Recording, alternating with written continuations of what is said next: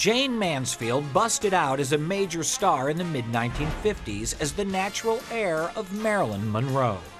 She exaggerated everything that Marilyn Monroe was. The hair was blonder, the lips were more exaggerated. She really knew how to work her curves.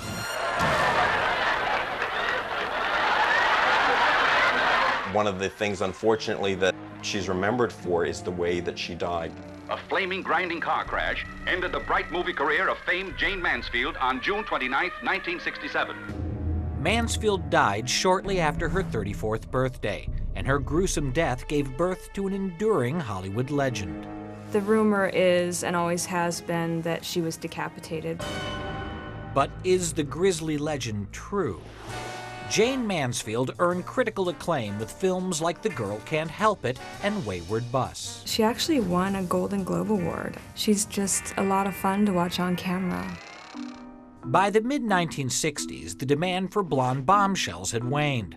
So after 10 years and twice as many films, Mansfield was relegated to B-movies that generated more publicity than praise. She staged a lot of publicity stunts. There's that famous image of Sophia Loren looking at her breasts, which are clearly coming right out of her dress. And it seemed that she was always having fun with her bombshell image. Like Marilyn, Jayne Mansfield was no dumb blonde. But unlike Marilyn, Mansfield was also devoted to another role, the mother of 5 children.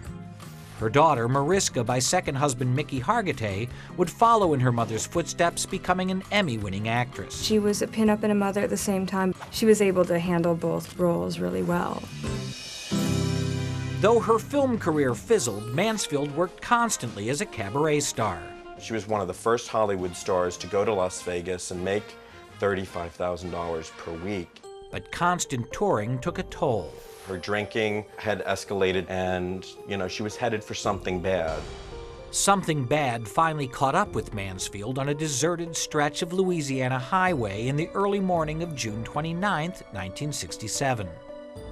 After a gig at a club in Biloxi, Mississippi, Mansfield, her boyfriend Sam Brody, 3 of her children, and their driver piled into a '66 Buick Electra and headed to a TV interview in New Orleans.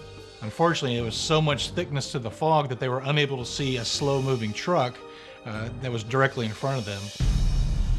They plowed into the back of the tractor trailer doing about 80 miles an hour. Mansfield, Brody, and the driver were all killed instantly. The children were laying down across the back seat asleep, and they were spared. But is the legend true? Was Jayne Mansfield's head torn from her shoulders in that horrific crash? Not true. Simply not true. She wasn't decapitated. So how did such a shocking legend get started? Author Robert Graysmith was working for a small-town newspaper at the time. Very early on, we get this photograph, and you can see the front of the car, and there's something white on it, like it's a wig or cotton candy or something. And we get the jangling bell on the AP machine, clang, clang, clang, clang, clang, clang, clang, clang, and it comes across, don't use that picture. That cotton candy on the hood is Jayne's head.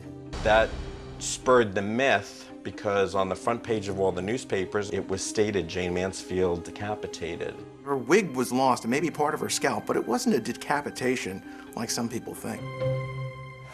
The story has haunted Mansfield's family for decades, and even today, 40 years after the accident, her children are reluctant to discuss it.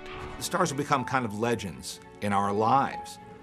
And we forget that they're people. They have husbands, wives, children, and that what we blithely discuss or joke about is a source of real pain and anguish to those people. People sort of want to believe the more colorful, if that's the word for something so grisly, the more colorful story.